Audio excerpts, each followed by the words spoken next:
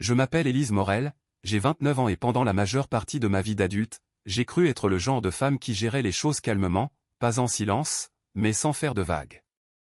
Je suis ingénieur logiciel dans une entreprise technologique de taille moyenne à La Défense, près de Paris. Je conçois des systèmes faits pour monter en charge, du code conçu pour supporter la pression sans flancher, et c'est ce que j'ai toujours aimé dans mon travail, la logique, la clarté. L'idée que si quelque chose casse, c'est parce qu'une limite technique a cédé, pas parce que quelqu'un s'est senti incompris. Pendant 3 ans, j'ai été avec mon copain, Damien, qui était charmant de cette façon que les gens décrivent comme inné, un sourire chaleureux, un rire facile, le genre de mec qui se souvenait des anniversaires. Commandait pour vous au restaurant quand vous hésitiez et vous serrait dans ses bras par derrière pendant que vous vous brossiez les dents, les gens l'aimaient immédiatement car il rendait les connexions naturelles. Nous vivions ensemble depuis 1 an et demi dans un appartement du 11e arrondissement, partageant le loyer, les routines, et la liste de courses collées sur le frigo avec un aimant rouge en forme de piment, et de l'extérieur, nous semblions stables, à l'aise, installés. Mais il y avait toujours une troisième présence dans notre relation, elle s'appelait Léa, l'ex-copine de Damien. Il ne me l'a jamais cachée, en fait, il parlait d'elle souvent, presque fièrement, ils étaient sortis ensemble il y a des années, s'étaient séparés d'un commun accord et avaient transitionné vers ce qu'il appelait une amitié vraiment solide, il présentait cela comme de la maturité émotionnelle. Une preuve qu'il n'était pas le genre d'homme à couper les ponts brutalement. Au début, je l'ai cru, je me disais que se sentir menacé par quelqu'un du passé était un signe d'insécurité, que la jalousie était un défaut qu'on dépassait quand on aimait assez quelqu'un, je ne voulais pas être cette copine-là, celle qui a besoin d'être rassurée, qui compte les SMS. Qui pose des questions qui alourdissent l'atmosphère, alors j'ai pris sur moi. Les SMS quotidiens, les longs appels téléphoniques quand elle était stressée par son boulot, les cafés rapides qui tombaient toujours les soirs où nous avions vaguement prévu quelque chose, elle passe une sale journée, disait Damien en attrapant déjà sa veste. Elle a vraiment besoin de quelqu'un là tout de suite, je me rattraperai demain et j'hochais la tête, je souriais, je m'adaptais. Au début, je me disais que c'était temporaire, que les gens s'appuient sur de vieilles connaissances pendant les transitions, qu'un jour la fréquence ralentirait, que ma patience serait récompensée par la paix, mais les semaines se sont transformées en mois et le schéma n'a pas changé. Il s'est durci.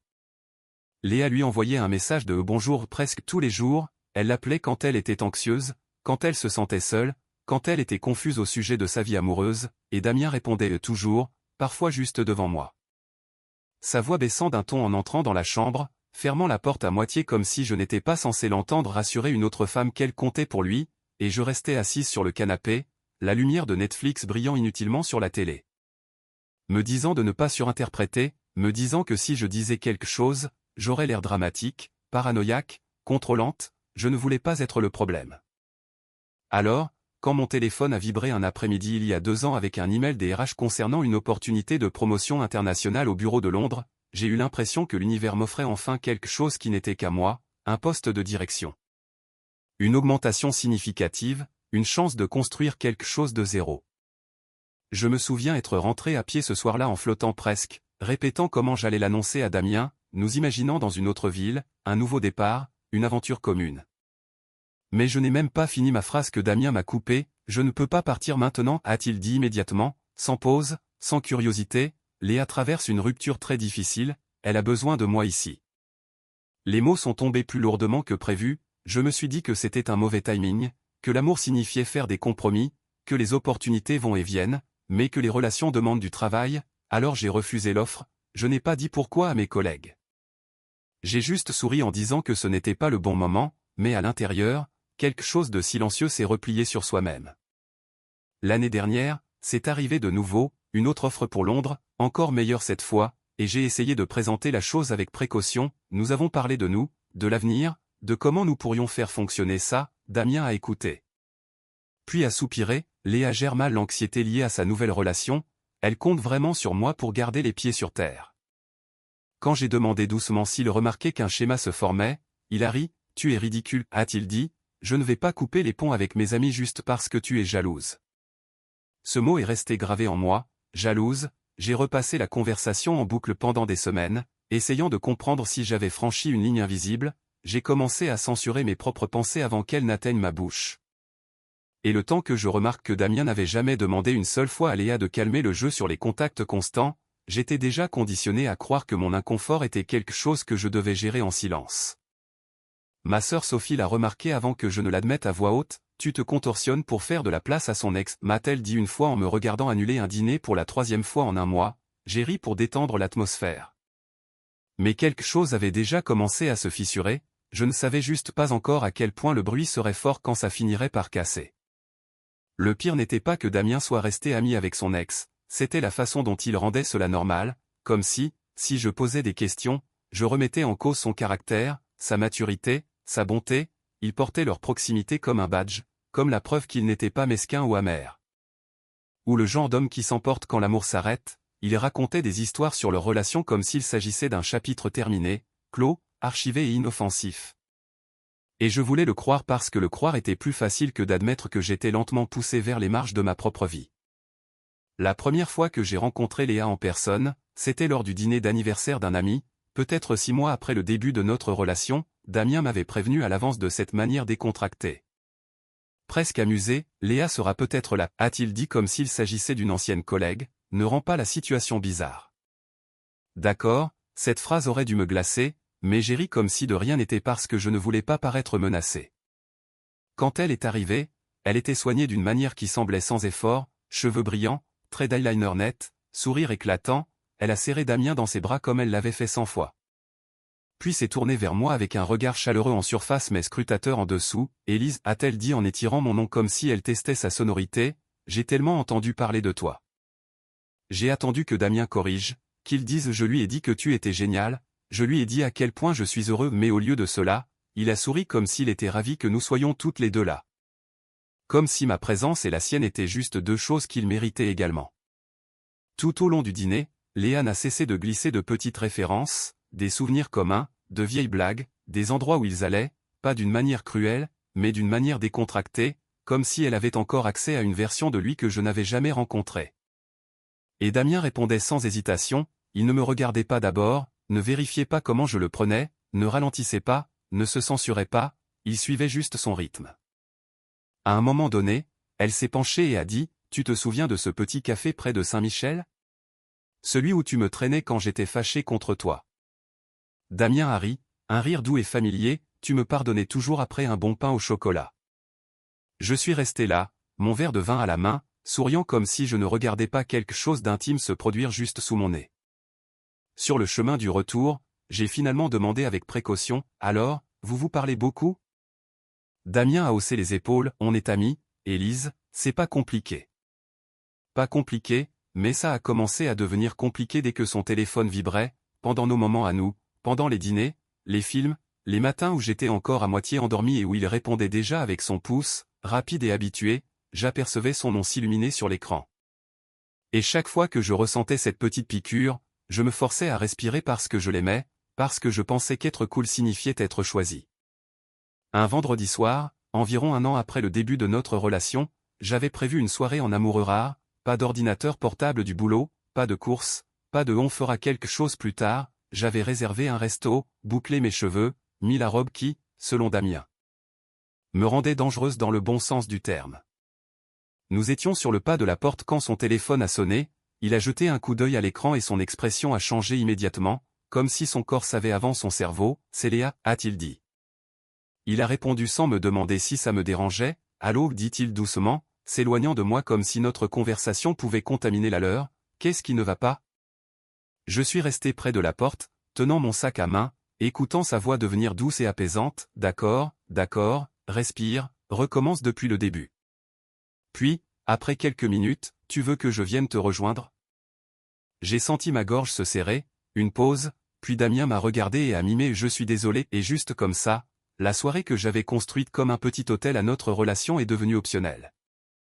Il a couvert le micro et a dit, « Elle fait une crise de panique, je vais juste prendre un café avec elle pour la calmer, on fera le dîner demain, promis. » Je l'ai fixé, pas parce que je ne croyais pas que la panique était réelle, mais parce que je pouvais sentir le schéma se refermer sur ma vie comme un filet lent. « Tu es sûr ?» ai-je demandé, la voix trop calme. Damien a embrassé mon front rapidement, comme on coche une case, « Tu es génial, je te vaudrai ça » puis il est parti. Je suis resté debout près de la porte longtemps après qu'elle se soit fermée, mes talons toujours aux pieds, l'heure de ma réservation passant sans moi. Plus tard ce soir-là, mon ami Marc m'a appelé, Marc et moi travaillions ensemble, c'était un de ses collègues devenus amis parce qu'il ne vous laissait pas vous cacher derrière le professionnalisme, il remarquait les choses, ça va, a-t-il demandé. Oui, j'ai menti, parce que c'est ce que je faisais à l'époque, juste un imprévu pour Damien. Marc n'a pas ri, ne m'a pas taquiné, il est resté silencieux un instant comme s'il choisissait ses mots. Élise, a-t-il dit, à quelle fréquence l'imprévu c'est son ex? J'ai hésité trop longtemps. Marc a expiré, ce n'est pas normal, je n'essaie pas d'empoisonner ta relation, mais quand tu es avec quelqu'un, tu ne gardes pas une autre personne en réserve comme ça. Damien dit que je suis jalouse, ai-je admis, et le dire à voix haute l'a rendu plus petit, plus faible. Tu n'es pas jalouse, a dit Marc catégoriquement, tu es observatrice. J'ai raccroché et essayé de ranger la conversation dans un tiroir de mon cerveau étiqueté sur analyse, mais ma sœur Sophie m'a coincé une semaine plus tard autour d'un café et m'a demandé pourquoi j'avais l'air fatigué de cette façon spécifique. Fatigué comme quelqu'un qui perd sans cesse des batailles silencieuses. J'ai essayé de blaguer. Sophie n'a pas ri, il la garde près de lui, a-t-elle dit comme une évidence, peut-être pour se rassurer, peut-être pour son ego, peut-être parce qu'il aime savoir qu'il compte encore pour elle, mais dans tous les cas, c'est toi qui paies l'addition. Je lui ai dit qu'elle était dure. Sophie s'est penchée vers moi, je suis honnête, tu construis un avenir avec un homme qui a déjà un pied dans une relation passée. Et cette phrase m'a frappé plus fort que tout ce que Damien avait jamais dit, parce qu'au fond, je savais qu'elle avait raison, je ne savais juste pas encore quoi faire de cette vérité. Alors j'ai fait ce que je faisais toujours, j'ai attendu, j'ai continué à réduire mes besoins jusqu'à ce qu'ils tiennent entre les urgences de Léa, et le plus effrayant, c'est à quel point il est devenu facile d'appeler ça de l'amour. Le 3e email est arrivé un jeudi matin, le genre de matin qui semble faussement ordinaire jusqu'à ce qu'il coupe votre vie en deux. J'étais à la moitié de mon café quand mon manager a toqué à la cloison de mon bureau et m'a demandé si j'avais une minute, son ton était professionnel, mais il y avait quelque chose d'autre en dessous, une finalité. Nous nous sommes assis dans la petite salle de conférence aux parois vitrées, celle que les gens évitaient généralement parce qu'elle rendait les conversations difficiles publiques même quand elles ne l'étaient pas. Il n'a pas perdu de temps, Élise, a-t-il dit en croisant les mains sur la table, nous essayons de te faire passer sur un poste de direction internationale depuis 2 ans maintenant, Londres est prêt à te faire une offre à nouveau, poste de chef d'équipe, salaire à 6 chiffres. Projet stratégique.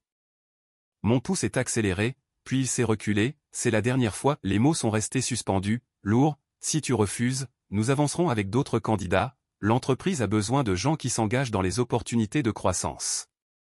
S'engage ? J'ai hoché la tête parce que je ne faisais pas confiance à ma voix. Je suis retourné à mon bureau dans un brouillard, le bruit de l'open space devenant un bourdonnement statique. Pendant 2 ans, je m'étais dit qu'il y aurait une autre chance, une autre offre, un autre moment où le timing s'alignerait magiquement, mais c'était ça le moment. Ce soir-là, je suis rentré chez moi déterminé à avoir une vraie conversation, pas une conversation prudente, pas une conversation adoucie, une conversation claire. J'ai répété les mots dans le métro, je n'allais pas accuser, je n'allais pas exploser, j'allais énoncer des faits, des modèles, des limites. Quand j'ai ouvert la porte de l'appartement, Damien était déjà là sur le canapé, le téléphone collé à l'oreille, j'ai reconnu la cadence de sa voix instantanément, basse, apaisante, attentive, non, non, disait-il doucement, tu n'es pas folle, n'importe qui se sentirait submergé par ça. Je me suis arrêté dans l'embrasure de la porte, il a levé les yeux, m'a vu et a levé un doigt en l'air, donne-moi 1 minute. J'ai posé mon sac lentement et me suis assise dans le fauteuil en face de lui, mon manteau encore sur le dos, la pièce sentait légèrement les pâtes qu'il avait réchauffées pour le dîner, la télé était en sourdine, les sous-titres défilant sur l'écran, aucun de nous ne regardait. J'écoutais. Je suis toujours là, continuait Damien au téléphone, tu le sais, non ? Peu importe ce qui arrive, une pause, tu peux compter sur moi. J'ai senti quelque chose en moi devenir très calme, ce n'était pas nouveau, ce n'était pas choquant, mais l'entendre, assise là pendant que mon partenaire rassurait une autre femme de sa disponibilité constante, quelque chose s'est enfin mis en place, c'était ma vie, ça allait toujours être ma vie. Damien a terminé l'appel 10 minutes plus tard, souriant d'un air d'excuse en raccrochant, désolé, a-t-il dit, elle gère encore des drames avec son mec. Je n'ai pas répondu, il a froncé les sourcils, tout va bien. Je l'ai regardé et j'ai réalisé que j'avais fini d'expliquer, pas en colère, pas hystérique, juste fini. J'ai pensé à la première offre pour Londres, à la deuxième, aux week-ends annulés, au dîner mangé seul, aux conversations que j'avais édulcorées jusqu'à ce qu'elles ressemblent à peine à la vérité. J'ai pensé au nombre de fois où j'avais attendu qu'il nous choisisse sans que j'aie à le supplier, et j'ai compris avec une clarté absolue qu'il ne le ferait jamais, pas parce qu'il était mauvais, pas parce qu'il ne s'en souciait pas, mais parce qu'il n'avait pas à le faire. Alors je ne lui ai pas parlé de l'offre finale ce soir-là, je ne lui ai pas dit le lendemain matin non plus. Au lieu de cela, je suis allé au travail, j'ai fermé la porte de mon bureau et j'ai appelé mon manager, c'est bon pour moi, ai-je dit. Il y a eu un bref silence sur la ligne, puis du soulagement, bien, a-t-il répondu, je demande au RH d'envoyer les papiers. J'ai raccroché et je suis resté assise là, les mains tremblantes, pas de peur, mais de quelque chose dangereusement proche de la paix, je ne me sentais pas coupable, je me sentais éveillé. Au cours des jours suivants, j'ai bougé discrètement, mis à jour mon passeport, fait des recherches sur les visas, lu sur les quartiers de Londres tard le soir pendant que Damien dormait à côté de moi. L'entreprise m'a donné 6 semaines pour démêler ma vie, et pendant ces 6 semaines, j'ai arrêté d'essayer de me convaincre que les choses n'étaient pas aussi mauvaises qu'elles en avaient l'air, j'ai commencé à faire attention, vraiment faire attention. Léa lui envoyait des SMS tous les matins, il y répondait avec des cœurs et des surnoms mignons, elle appelait au moins 4 fois par semaine, souvent quand nous étions ensemble, il y répondait toujours. Une fois, quand je l'ai mentionné, il a soupiré, tu es collante ces derniers temps, a-t-il dit, Léa apprécie que je sois un bon ami, peut-être que tu devrais apprendre à quoi ça ressemble. Je n'ai pas argumenté. 2 semaines plus tard, nous étions censés assister à la fête de fin d'année de mon entreprise, une grosse soirée, la direction serait là, une vraie opportunité d'être vue, surtout avec Londres à l'horizon, j'en parlais depuis des semaines. Ce matin-là, Léa a appelé en pleurs, son copain l'avait confrontée sur le fait qu'elle parlait constamment à Damien, menaçait de rompre avec elle avait besoin d'aide pour savoir quoi dire. Damien m'a regardé et a dit, je suis désolé, bébé, je dois l'aider, c'est une urgence. Je l'ai fixé, donc, sa crise de couple est plus importante que de me soutenir à mon événement professionnel, ai-je demandé. Il a secoué la tête, ce n'est pas une question d'importance, c'est une question d'être là pour quelqu'un qui a besoin d'aide. Ce soir-là, je suis allé à la fête seul, j'ai dit aux gens que Damien était malade, je n'ai pas beaucoup bu, je ne me suis pas attardé, je me suis concentré, j'ai parlé à mes futurs collègues de Londres, j'ai écouté, j'ai posé des questions, et pour la première fois depuis des années. Je n'avais pas l'impression d'attendre la permission de vivre ma vie. L'un des directeurs m'a pris à part, Élise, a-t-il dit, nous comptons vraiment sur toi pour cette expansion, mais nous avons besoin de quelqu'un qui est à fond. J'ai souri parce que je l'étais déjà. Pendant ce temps, Damien passait des heures avec Léa, l'aidant à rédiger des messages pour rassurer un autre homme qu'elle n'était pas émotionnellement liée à son ex. Quand il est rentré, il a agi comme si de rien n'était, comment c'était la fête, a-t-il demandé nonchalamment. Bien, ai-je dit, c'est tout. Une fois la décision prise, quelque chose en moi a changé, pas bruyamment, pas dramatiquement, juste fermement, c'était comme si un interrupteur avait basculé de l'endurance à l'observation. Je n'ai pas dit à Damien que j'avais accepté l'offre de Londres, je n'ai pas fait d'allusion, je n'ai pas laissé d'indice, j'ai simplement laissé les semaines suivantes se dérouler tout en observant son comportement sans le brouillard de l'espoir pour obscurcir mon jugement. Et ce que j'ai vu était pire que ce à quoi je m'attendais. Léa lui envoyait un message de bonjour chaque jour, pas occasionnellement, pas pendant les crises, tous les jours, il répondait immédiatement, souvent avec des émojis cœur, parfois avec des messages comme j'espère que tu passes une journée incroyable. La première fois que j'ai posé la question avec précaution, il a à peine levé les yeux de son téléphone, c'est juste comme ça qu'on se parle, a-t-il dit, ne rends pas ça bizarre. Bizarre, comme si c'était moi qui franchissais une ligne. Ces appels n'ont pas ralenti non plus, 4 fois par semaine minimum, généralement le soir, généralement quand j'étais à la maison, il jetait un coup d'œil à l'écran et disait « Oh, c'est juste Léa, elle a des soucis avec son boulot ou son mec ou sa famille, tu sais. » Puis il disparaissait dans la chambre pendant 30 ou 45 minutes pendant que je restais assise sur le canapé à regarder une série que nous étions censés regarder ensemble. Un soir, j'ai coupé le son de la télé et j'ai juste écouté, pas pour espionner, juste pour comprendre, sa voix à travers le mur était chaleureuse, engagée, la version de lui que je n'avais pas entendu s'adresser à moi depuis des mois, « Tu ne mérites pas de te sentir comme ça » lui disait-il. Je comprends pourquoi tu es énervé, tu as le droit de vouloir plus. J'ai réalisé, assise là toute seule, qu'il lui parlait comme j'aurais souhaité qu'il me parle, et d'une manière ou d'une autre, j'avais été convaincu que remarquer cela faisait de moi quelqu'un d'insécurisé. Quelques jours plus tard, j'ai eu un appel vidéo avec ma nouvelle équipe de Londres, Damien n'était pas à la maison, devinez où il était ? En train de déjeuner avec Léa.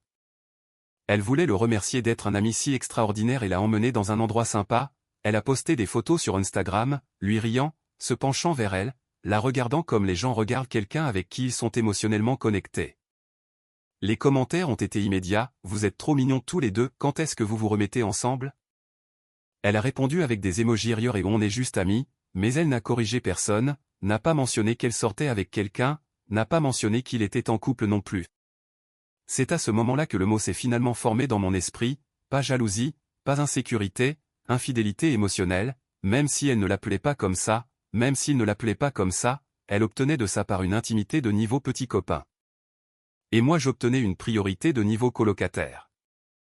J'ai vérifié mes emails ce soir-là, l'approbation de mon visa était arrivée, vol réservé pour le vendredi suivant, une visite d'appartement prévue à Canary Wharf.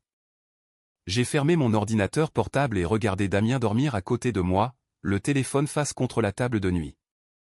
Pendant 3 ans, je lui avais demandé de nous choisir, il l'avait choisi elle à chaque fois, alors j'ai arrêté de demander. Ce soir-là était le soir où j'allais lui dire, Léa était censée venir dîner le lendemain, elle traversait encore une mauvaise passe et avait besoin de soutien, Damien avait demandé si ça me dérangeait de cuisiner pour 3, j'ai souri et dit bien sûr, pas de problème. Ce que je n'ai pas dit, c'est qu'il pourrait cuisiner seul parce qu'à ce moment-là, je m'étais déjà choisi moi-même, et il n'y avait pas de retour en arrière possible. Je l'ai dit à Damien la veille de mon vol, pas dramatiquement, pas au milieu d'une dispute, pas comme une menace, j'ai attendu après le dîner, après que les assiettes aient été rincées et empilées sur les gouttoirs. Après que l'appartement se soit installé dans ce bourdonnement calme qui me faisait autrefois me sentir en sécurité. Il faisait défiler son téléphone quand je l'ai dit, j'ai accepté le poste à Londres. Il n'a pas levé les yeux tout de suite, d'accord, a-t-il dit distraitement, tu as la réponse quand? Je l'ai déjà eu, ai-je répondu, je pars vendredi pour visiter des appartements, je déménage définitivement dans 3 semaines. Ça a attiré son attention, il m'a fixé comme si je venais de parler une langue qu'il ne reconnaissait pas, quoi? Je n'ai pas demandé, j'ai dit, en gardant ma voix stable, je leur ai dit oui. Damien s'est assis lentement, depuis quand? Depuis que l'offre est arrivée, ai-je dit, c'était la 3e fois. Tu ne m'as même pas parlé de ça, a-t-il dit incrédule. J'ai hoché la tête, de la même manière que tu ne m'as pas parlé du fait de prioriser le confort de Léa sur ma carrière pendant 3 ans. Sa bouche s'est ouverte, puis refermée, c'est complètement différent, a-t-il fini par dire, Léa est mon amie, elle avait besoin de soutien. Et je suis ta partenaire, ai-je dit, j'avais besoin que tu nous choisisses. Il a passé une main dans ses cheveux, faisant les 100 pas maintenant, tu fais sérieusement ce déménagement à cause d'elle? Non, ai-je répondu, je fais ce déménagement à cause de moi. Il s'est arrêté, alors quoi? C'est une sorte de punition? C'est une conséquence, ai-je dit, de choix qui n'étaient pas les miens. Ses yeux se sont remplis de larmes, ça m'a plus surprise que sa colère ne l'aurait fait, j'aurais mis des limites, a-t-il dit rapidement, si tu avais juste dit à quel point c'était sérieux. Je l'ai fait, ai-je dit, encore et encore, tu m'as dit que j'étais jalouse, immature, contrôlante. Ce n'est pas ce que je voulais dire. C'est ce que tu as dit, ai-je répondu, et ça m'a appris exactement où je me situais. Il s'est approché, on peut arranger ça, je parlerai à Léa, je vais réparer ça. J'ai secoué la tête, trop tard. Le mot a semblé définitif parce qu'il l'était. Le lendemain matin, il m'a conduite à l'aéroport Charles de Gaulle, il a pleuré tout le long du chemin, n'arrêtant pas de demander si on pouvait mettre la relation en pause juste le temps que les choses se tassent. J'ai regardé par la fenêtre la ville autour de laquelle je m'étais plié en 4 pendant 3 ans, on peut la mettre en pause définitivement, ai-je dit, j'ai fini d'attendre que tu comprennes les bases de la loyauté. Il n'a pas répondu. Londres était tout ce dont j'avais besoin qu'elle soit, l'appartement donnait sur la Tamise, l'équipe était vive, accueillante, la ville bourdonnait d'une sorte d'énergie qui me faisait me sentir éveillé à nouveau. Pour la première fois depuis des années, ma vie ne semblait pas être en attente, mais le vrai choc est arrivé un jour plus tard alors que j'étais à Londres quand mon téléphone n'arrêtait pas de vibrer, 47 appels manqués, plus de 200 SMS, pas de Damien, mais de ma sœur Sophie, de Marc. D'une femme nommée Julie, une des amies de Damien, appelle-moi maintenant, tu dois savoir ce qui s'est passé, c'est dingue. J'ai appelé Sophie en premier, elle n'a pas perdu de temps, Léa a tenté sa chance, a-t-elle dit. Je me suis assise sur le bord du lit. Selon Julie, qui l'a entendu directement de Damien, Léa était venue le soir où je suis parti pour l'aéroport, elle avait apporté du vin, des fleurs, des cadeaux de remerciement pour avoir été un ami si incroyable.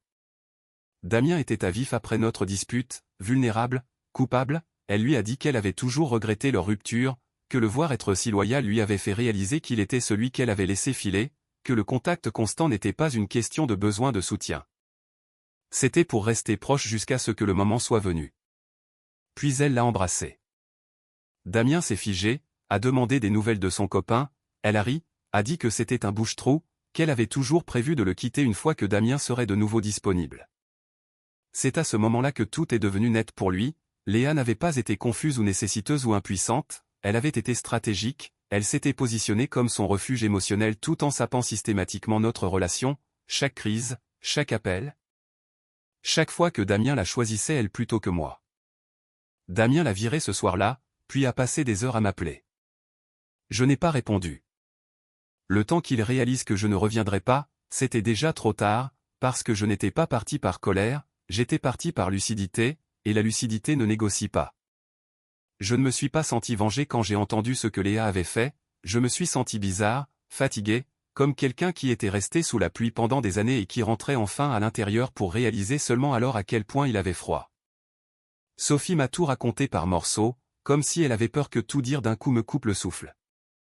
Après que Damien a viré Léa ce soir-là, elle ne s'est pas excusée, elle n'a pas pleuré, selon lui, elle l'a juste fixé un long moment, calme, presque ennuyée, et a dit « Je pensais que tu comprendrais plus tôt ».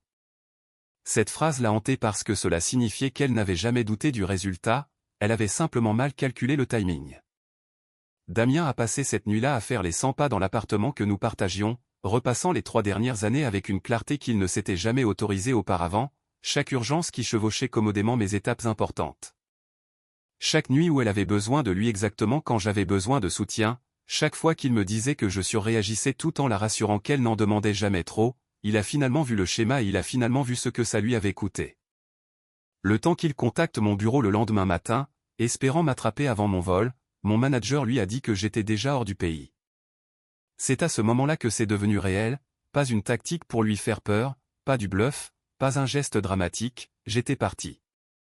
Sophie a dit que Damien a conduit jusqu'à chez elle plus tard ce jour-là, les yeux rouges, les mains tremblantes, demandant si elle avait mes coordonnées à Londres, il m'a supplié, Sophie m'a dit qu'il avait besoin de s'excuser, d'expliquer, de te dire qu'il avait enfin compris. J'ai fermé les yeux et j'ai dit la vérité à Sophie, dis-lui que j'ai passé 3 ans à expliquer et qu'il n'a pas écouté jusqu'à ce que ça lui coûte quelque chose. Ce soir-là, seul dans ma chambre d'hôtel surplombant la Tamise, j'ai enfin consulté mon téléphone, je n'ai pas écouté les messages vocaux, j'ai envoyé un seul SMS, je suis en sécurité, je travaille, j'ai besoin d'espace. C'était tout. Londres semblait irréel ces premiers jours, pas d'une manière touristique, mais de la manière dont votre système nerveux ne sait pas comment se détendre quand la pression disparaît. J'attendais que la culpabilité me frappe, elle ne l'a pas fait, ce qui est venu à la place, c'est le soulagement, profond, silencieux, indéniable. J'ai signé le bail de l'appartement à Canary Wharf sans hésiter, rencontré ma nouvelle équipe en personne, marché le long de la rivière la nuit, les lumières de la ville se reflétant dans l'eau, et réalisé que je ne me préparais plus à encaisser quoi que ce soit, pas d'appel à gérer. Pas d'émotion à réguler, pas de compétition dans laquelle je n'avais jamais accepté d'entrer. Quelques jours plus tard, je suis revenu à Paris pour faire mes cartons et tout vider, un dernier passage dans les pièces qui avaient autrefois semblé être un avenir partagé. Damien attendait devant l'appartement, il avait l'air plus petit d'une certaine manière, comme quelqu'un qui avait retenu son souffle et ne l'avait réalisé que quand ça faisait mal. « Je sais que je ne le mérite pas », a-t-il dit, la voix brisée, « mais est-ce qu'on peut parler ?» J'ai hoché la tête. Nous nous sommes assis aux extrémités opposées du canapé, le même canapé où je l'avais regardé choisir quelqu'un d'autre encore et encore. « Je ne le voyais pas », a-t-il dit, « je pensais être loyal envers une amie, je pensais que tu me demandais d'abandonner quelque chose. » C'était le cas, ai-je dit, tu n'as juste pas réalisé que c'était moi. Il a tressailli, je comprends maintenant, a-t-il dit, vraiment. Je l'ai cru, c'était ça la tragédie, la compréhension qui arrive trop tard ne change pas les dégâts, elle les explique juste. Je ne suis pas en colère, lui ai-je dit, mais j'ai fini. Il a demandé si on pouvait essayer une relation à distance, s'il pouvait venir à Londres, s'il y avait un moyen d'arranger ça. Je lui ai dit la vérité, je ne veux pas reconstruire quelque chose qui m'a obligé à disparaître pour survivre. Il a pleuré, pas moi, parce qu'à ce moment-là, le plus dur était déjà passé, je ne partais pas pour lui donner une leçon, je partais parce que j'avais enfin appris la mienne. 3 semaines plus tard, ma vie tenait dans 6 valises et un bagage à main. Je me tenais dans l'appartement qui avait autrefois ressemblé à un avenir partagé et qui ressemblait maintenant à un musée de compromis que j'avais dépassé, les murs étaient nus, l'écho était plus fort que prévu, j'ai traversé chaque pièce lentement, pas par sentimentalisme, mais parce que je m'assurais de ne laisser aucune version de moi-même derrière. Damien m'a aidé à porter les cartons jusqu'à la voiture, il n'a pas essayé de me toucher cette fois, n'a pas essayé de me persuader, n'a pas argumenté, rien que ça me disait à quel point les choses avaient changé. À l'aéroport, il a dit « J'aimerais l'avoir vu plus tôt ». Je sais, ai-je dit, et je le pensais. Londres n'a pas attendu que je rattrape le retard, elle exigeait de la présence, le travail était stimulant d'une manière qui rallumait mon cerveau, des réunions où les gens écoutaient, des projets où mon avis comptait. Une équipe qui ne confondait pas mes limites avec de l'hostilité ou mon ambition avec de l'égoïsme. 6 mois plus tard, j'ai été promu ingénieur senior, 1 an plus tard, j'ai acheté l'appartement, Canary Wharf n'était pas donné, mais la vue sur la Tamise au lever du soleil valait chaque nuit tardive. Certains matins, je restais près de la fenêtre, café à la main, et pensais à quel point j'étais passé près de ne jamais voir cette version de ma vie. Pendant ce temps, les retombées au pays se déroulaient exactement comme les conséquences le font d'habitude, calmement et sans pitié. Léa a disparu de la vie de Damien en quelques semaines, une fois la chasse terminée, une fois qu'il était réellement disponible, elle a perdu tout intérêt, annulé des plans, mis plus de temps à répondre, a fini par ne plus répondre du tout, psychologie de la poursuite classique. Elle le voulait quand il était pris, pas quand il était libre. Damien a sombré, sans le chaos émotionnel à gérer, il n'avait rien pour le distraire de ce qu'il avait perdu, son travail en a souffert, ses amis l'ont remarqué, il a essayé la thérapie, trop tard et trop réactif, essayant de décortiquer une dynamique qu'il avait défendue pendant des années. Financièrement, les choses se sont resserrées, nous partagions les frais équitablement quand nous vivions ensemble, seul, il a galéré, a déménagé dans plus petit, a fini par louer un endroit plus loin de Paris. Il a essayé de me contacter quelques fois, toujours respectueux, toujours prudent, je n'ai pas répondu, pas parce que j'étais en colère, mais parce que rouvrir cette porte aurait signifié faire entrer une version de moi-même que je ne reconnaissais plus.